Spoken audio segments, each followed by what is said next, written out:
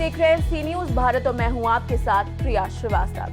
संभाग मुख्यालय राजीव भवन जगदलपुर स्थित राजीव भवन जगदलपुर में आयोजित प्रेस वार्ता में छत्तीसगढ़ प्रदेश कांग्रेस अध्यक्ष दीपक बैज ने बस्तर के विकास, युवाओं के रोजगार और सरकारी योजनाओं के क्रियान्वयन को लेकर कई गंभीर सवाल उठाए हैं। उन्होंने कहा कि बस्तर के युवाओं के लिए विशेष भर्ती अभियान चलाया जाए और प्रत्येक गांव के विकास हेतु सरकार द्वारा घोषित 1 करोड़ रुपए की राशि तुरंत जारी की जाए। दीपक बैज ने ये मांग की कि बस्तर सहित अन्य नक्सल प्रभावित जिलों में विकास कार्यों के लिए 50,000 करोड़ रुपए का विशेष आर्थिक पैकेज दिया जाए। प्रेस वार्ता में उन्होंने NMDC का मुख्यालय बस्तर में स्थानांतरित करने की मांग भी उठाई ताकि स्थानीय युवाओं को अधिक से अधिक रोजगार के अवसर मिल सके।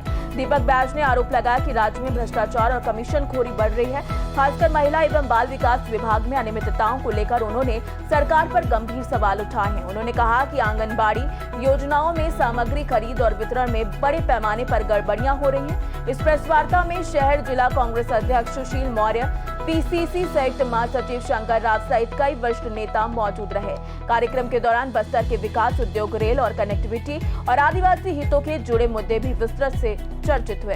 आज का प्रेस वार्ता का मकसद 2 से 3 प्रमुख बिंदुओं पर रखा गया है। सबसे पहले ये कि कल का समाचार पत्रों में आप देखेंगे पूरे प्रदेश में प्रकाशित हुआ है कि महिला बाल विकास विभाग के द्वारा जो आंगनबाड़ी कार्यकर्ता एवं सहायिकाओं के लिए लगभग 1,94,590 नग साड़ी खरीदा गया है। ये साड़ी पूरी तरह से घटिया क्वालिटी का है और पूरी तरह से ये साड़ी उपयोग के लायक नहीं है। आंगनबाड़ी विभाग, महिला बाल विकास विभाग पूरी तरह से सरकार का एक भ्रष्टाचार का अड्डा बन चुका है। 1,94,500 नग साड़ी खरीदी के ऑर्डर दिया जाता है हथकरघा विभाग को। हथकरघा विभाग इसमें नियम बकायदा ये है कि सरकार एक साड़ी को 500 रुपए में GST सहित खरीदी करने का बकायदा सर्कुलर जारी किया है। ये साड़ी को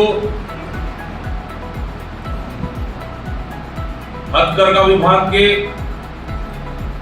बुनकरों के द्वारा बकायदा उनसे निर्मित और उनसे बनाया हुआ साड़ी को आंगनबाड़ी सहायिका और कार्यकर्ताओं को देने का रहता है। लेकिन खेल कैसा हुआ कि ये साड़ी को बुनकरों से नहीं खरीदा गया। ये साड़ी सीधा गुजरात से सप्लाई की गई।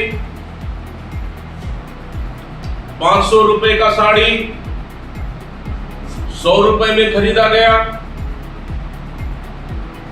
साड़ी का पूरा क्वालिटी खराब है। लंबाई और चौड़ाई आप देखेंगे कि एक साड़ी का लंबाई 6.30 मीटर रहना चाहिए, लेकिन साड़ी का लंबाई है 5 मीटर। मतलब प्रत्येक साड़ी के पीछे 1 मीटर 1.30 मीटर का घोटाला हुआ है। आप अंदाजा लगा दीजिए। मतलब पूरे नियमों को दरकिनार कर गुजरात से साड़ी मंगाई गई। 500 रुपए का साड़ी 500 रुपए का साड़ी को 100 रुपए में खरीदा गया और 6.30 मीटर को 5 मीटर में खरीद कर बांट दिया गया। धान खरीदी की है, संग्रहण केंद्रों में धान है, उस धान को भीगने से बचाने के लिए बकायदा तिरपाल की सरकार खरीदी की। लेकिन कैसे? 18,500 तिरपाल का टेंडर होता है, लेकिन खरीद कितना रही है? 33,000 तिरपाल खरीद रही है। मतलब टेंडर से ज्यादा 18 करोड़ रुपए की अधिक राशि से सरकार खरीद रही है। आखिर जनता की गाड़ी कमाई का भ्रष्टाचार क्यों? एक तरफ देखेंगे आप, पूरी धान पिछले समय भी खुले में पड़े हुए हैं, पूरी धान भीग रहा है, बेमौसम बारिश से अभी भी धान भीग रहा है। सरकार अभी तक त्रिपाल नहीं खरीद पाई है। त्रिपाल अगर खरीद भी रही है तो भी उसमें घोटाला कर रही है। कुल मिलाकर सरकार पूरी तरह से भ्रष्टाचार का अड्डा बन चुके। घोटाले दर घोटाले पे घोटाले सरकार लगातार करते जा रही है। तीसरा इशू, अब तो बस्तर सरकार तो अब कह रही है बस्तर नक्सल मुक्त हो गया। अब सरकार को बस्तर सहित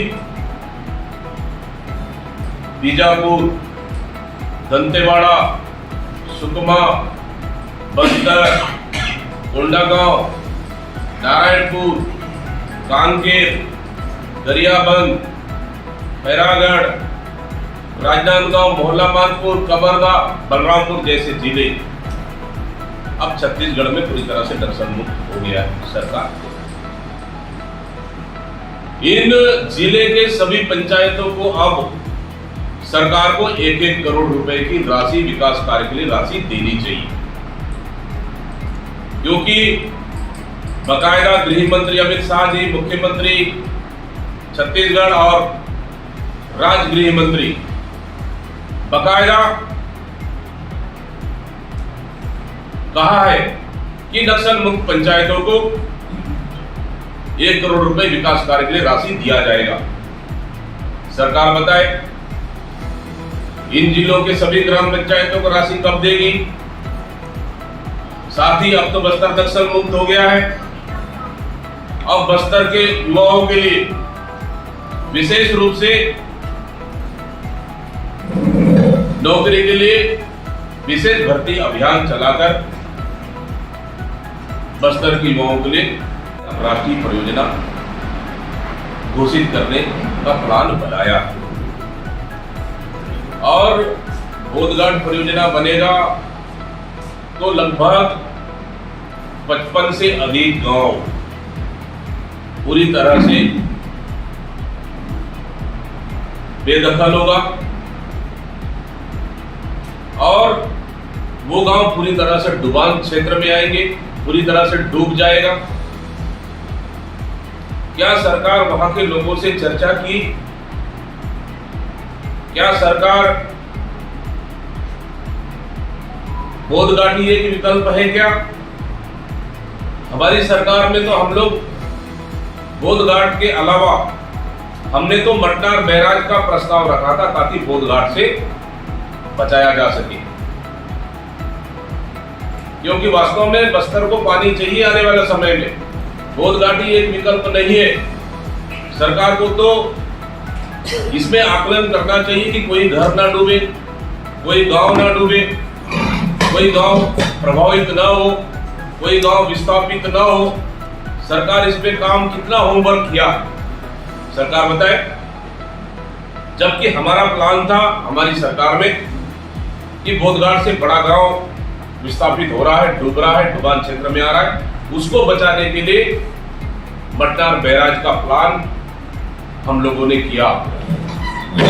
इसके साथ ही बैराज, देऊरगांव बैराज, ये 2 बैराज का प्लान कांग्रेस की सरकार में हुई, हम लोगों ने किया ताकि बोधघाट की आवश्यकता नहीं पड़ेगी। लेकिन बोधघाट क्या बस्तर के विकास के लिए या किसी उद्योगपतियों के लिए सरकार स्पष्ट करे। बोधघाट का पानी सरकार किसको देगी? इसलिए वर्तमान स्थिति में बोधघाट की आवश्यकता नहीं है। भट्टार बैराज और देवरगांव बैराज पर्याप्त है बस्तर के पानी के लिए, इसलिए सरकार अपना निर्णय वापस ले।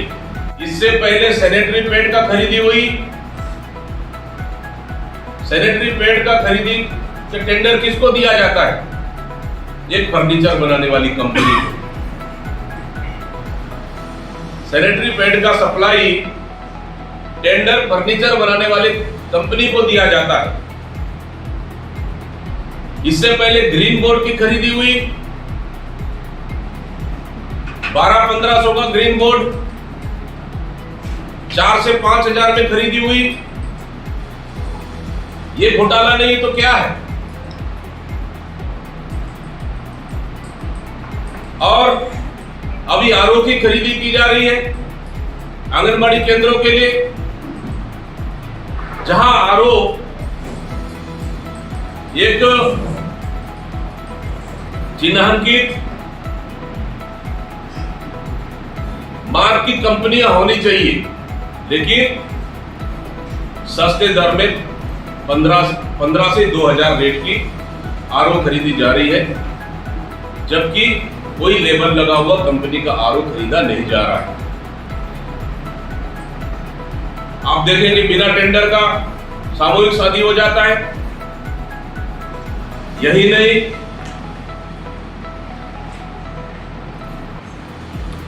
इसी तरह से ऐसे टीवी खरीदने में घोटाला।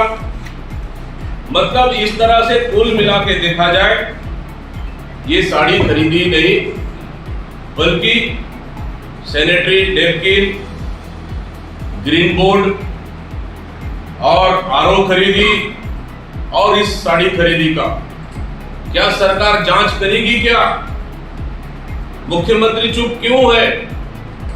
क्या मुख्यमंत्री के संरक्षण में इतना बड़ा घोटाला किया जा रहा है?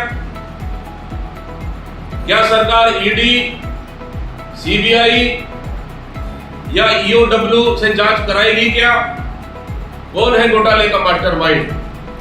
कुल मिलाकर सरकार जनता की गाड़ी कमाई का पैसा लूटने का काम कर रही है। जगदलपुर से सी न्यूज संवाददाता सैयद गौस की रिपोर्ट। फिलहाल इस खास खबर में इतना ही। देश दुनिया की बाकी और खबरों के लिए आप बने रहिए सी न्यूज भारत के साथ।